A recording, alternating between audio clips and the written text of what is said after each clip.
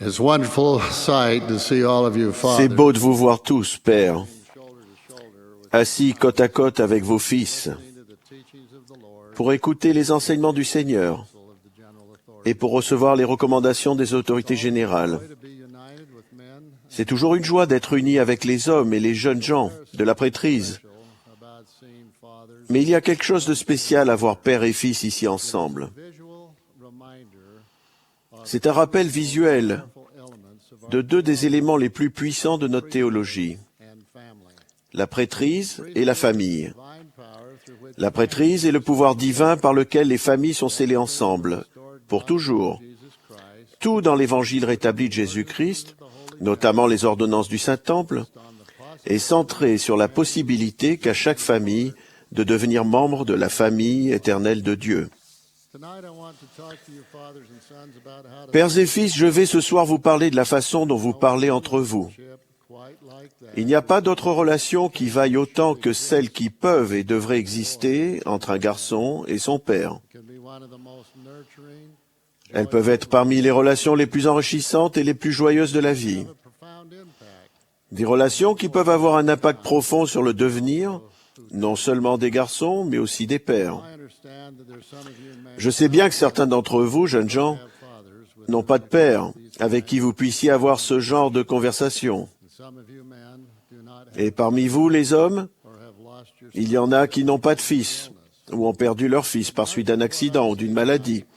Mais une grande partie de ce que je vais dire ce soir s'applique aux oncles, aux grands-pères, aux dirigeants de la prêtrise et à d'autres mentors qui comblent parfois le vide dans ces relations importantes entre père et fils.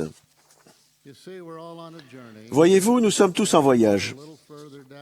Les pères sont un petit peu plus loin sur la route, mais aucun de nous n'est encore arrivé à sa destination finale.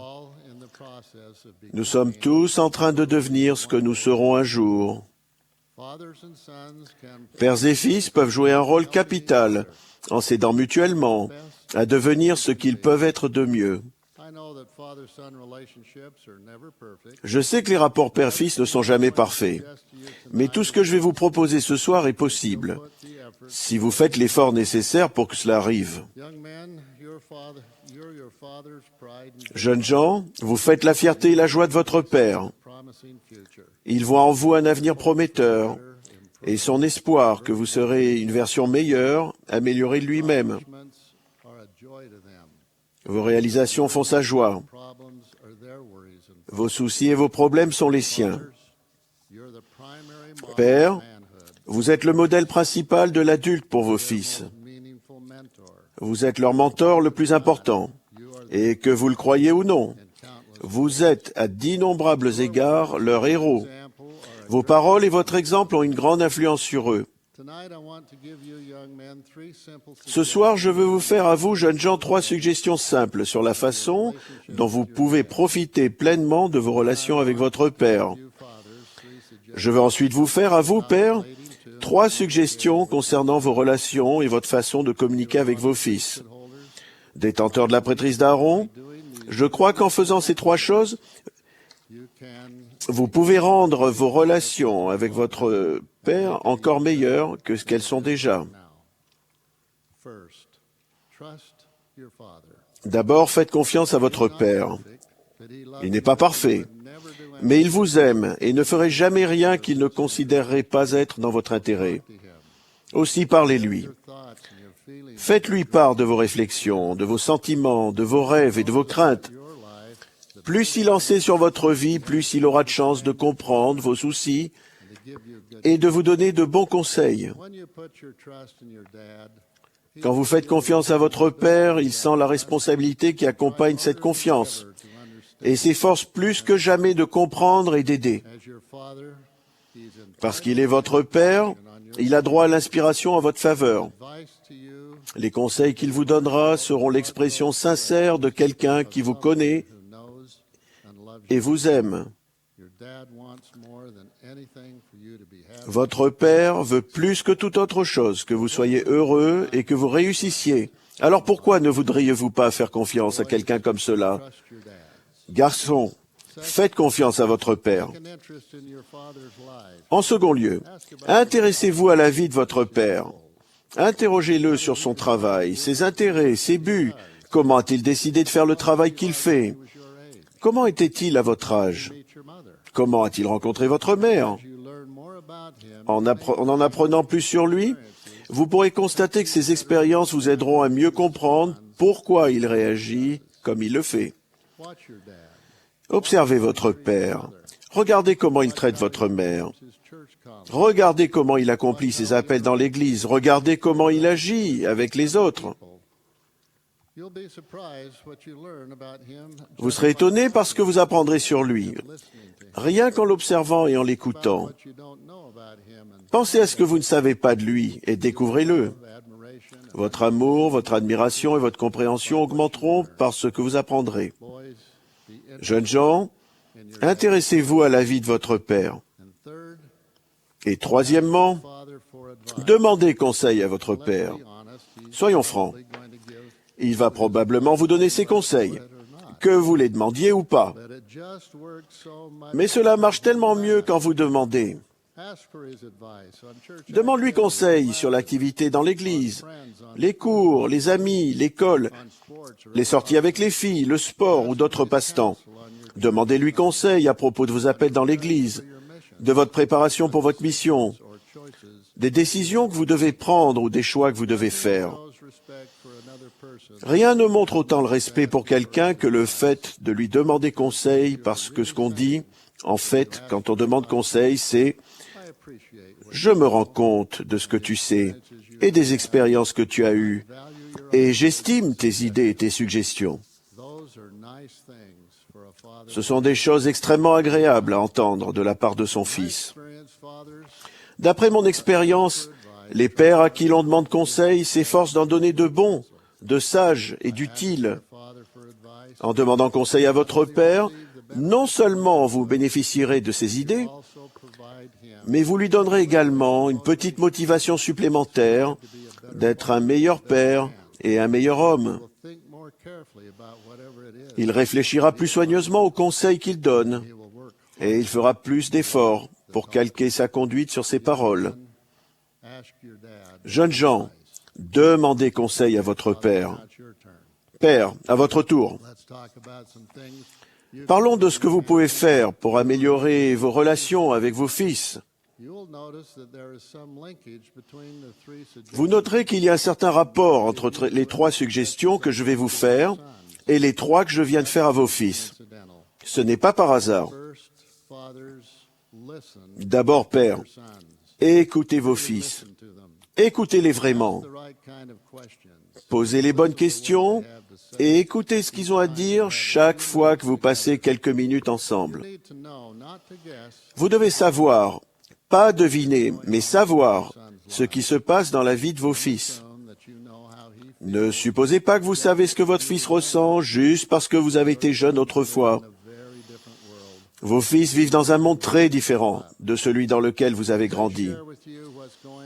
Quand ils vous parlent de ce qui se passe, vous devez écouter très attentivement et sans porter de jugement, afin de comprendre ce qu'ils pensent et vivent. Trouvez votre meilleure façon de vous rapprocher. Certains pères aiment emmener leur fils à la pêche ou à une manifestation sportive. D'autres aiment faire une promenade ou travailler côte à côte au jardin. D'autres encore se sont aperçus que leur fils aime parler le soir, juste avant d'aller au lit. Faites ce qui marche le mieux pour vous. Vous devriez avoir couramment des rencontres en tête-à-tête avec vos fils. Tout père a besoin d'au moins une conversation ciblée, de qualité, avec ses fils chaque mois, au cours de laquelle il parle de choses précises, telles que les études, les amis, les sentiments, les jeux vidéo, les textos, la dignité, la foi et le témoignage. L'endroit ou le moment ne sont pas aussi importants que le fait qu'elle ait lieu. Et s'il y a besoin bien une chose dont les pères ont besoin, c'est d'écouter. Rappelez-vous, une conversation où vous parlez 90% du temps n'est pas une conversation. Dans vos discussions avec vos fils, utilisez le mot « penser » aussi souvent que vous êtes à l'aise de le faire. Demandez Qu'est-ce que tu penses de ce que tu apprends dans ce cours? Que penses-tu de ce que ton ami a dit? Que penses-tu de ta prêtrise et de l'Église? Ne vous croyez pas tenu de tout régler ou de tout résoudre pendant ces conversations. La plupart du temps, la meilleure chose que vous puissiez faire, c'est simplement écouter. Les pères qui écoutent plus qu'ils ne parlent constatent que leurs fils en disent davantage sur ce qui se passe vraiment dans leur vie. Pères, écoutez vos fils. En second lieu, priez avec et pour vos fils. Donnez-leur des bénédictions de prêtrise. Un fils qui s'inquiète pour un examen important ou pour un événement spécial ne pourra que tirer profit d'une bénédiction de la prêtrise de son père. Des occasions comme le début d'une nouvelle année scolaire, un anniversaire, ou le moment où il commence à sortir, peuvent être des moments opportuns pour demander au Seigneur de bénir votre fils. Une manière de vous rapprocher l'un de l'autre ainsi que du Seigneur peut être de prier ensemble et de vous rendre témoignage. Je suis conscient que beaucoup d'entre vous, pères, ont du chagrin à cause de fils qui se sont égarés et sont capturés par le monde, tout comme Alma et Mosia s'inquiétaient pour leurs fils. Continuez de faire tout ce que vous pouvez pour entretenir des relations familiales fortes. N'abandonnez jamais, même lorsque tout ce que vous pouvez faire, c'est prier avec ferveur en leur faveur. Ces fils précieux sont vos fils pour toujours. Père, priez avec vos fils et bénissez-les. Troisièmement, osez parler des choses de la vie avec vos fils. Vous savez ce que je veux dire. Des conversations sur la drogue et l'alcoolisme, sur les dangers des médias d'aujourd'hui, de l'Internet, des cybertechnologies et de la pornographie, et sur la dignité pour la prêtrise, sur le respect pour les filles et sur la pureté morale. Ce ne sont pas les seuls sujets dont vous devriez parler avec vos fils, mais ne les évitez pas. Vos garçons ont besoin de vos conseils, de vos recommandations et de vos idées sur ces sujets.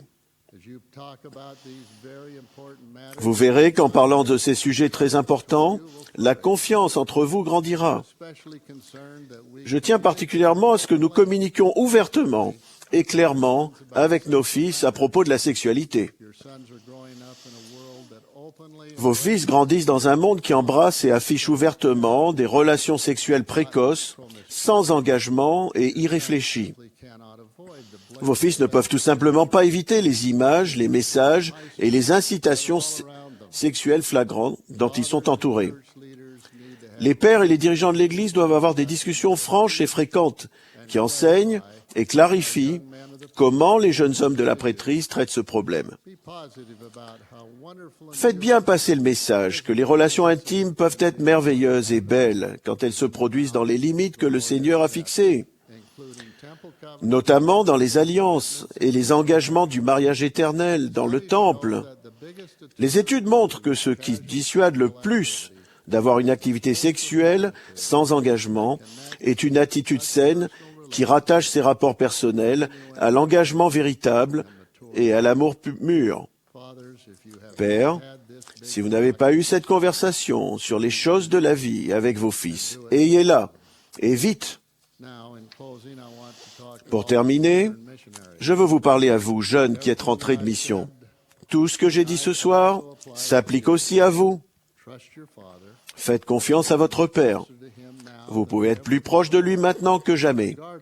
Quelles qu'aient été vos relations avant votre mission? Pendant les quelques années à venir, vous allez prendre les décisions les plus importantes de votre vie. Parallèlement à la prière à votre Père céleste, les conseils de votre Père terrestre peuvent vous aider à prendre ces décisions au sujet de vos études, de votre choix de carrière et du mariage. La décision la plus importante que vous prendrez dans cette vie sera la décision d'épouser dans le temple la jeune fille qui vous convient. Bien qu'il ne faille pas précipiter cette décision importante, tous les jeunes qui rentrent de retour devraient y travailler. Soyez là où vous pouvez rencontrer le bon genre d'amis et sortez en couple. Traîner ensemble n'est pas la bonne manière, et cela ne suffit pas. Faire la cour semble être un art perdu. Redécouvrez-le. Ça marche. Demandez à votre père, il sait. Ne vous laissez pas aller à la façon de faire du monde. Conservez plutôt la dignité et l'esprit que vous avez connus en mission. L'Église aura besoin de vos capacités de dirigeant à l'avenir. Père, les 3 suggestions que je vous ai faites il y a quelques instants s'appliquent absolument à vos rapports avec vos fils qui rentrent de mission. Écoutez-les et établissez des liens avec eux lors de conversations régulières et ciblées. Parlez avec eux en détail de leurs sentiments et de leurs aspirations. Priez avec eux et donnez-leur des bénédictions maintenant qu'ils abordent les décisions importantes pour leur avenir. Je suis reconnaissant pour mes fils, mes gendres, qui m'ont tellement enseigné. Et je prie que notre Père Céleste bénisse chacun d'entre nous en tant que père et fils, que nous honorions notre prêtrise, que nous aimions les uns les autres, en faisant de nos relations mutuelles l'une des grandes priorités éternelles de notre vie. C'est là ma prière, au nom de Jésus-Christ. Amen.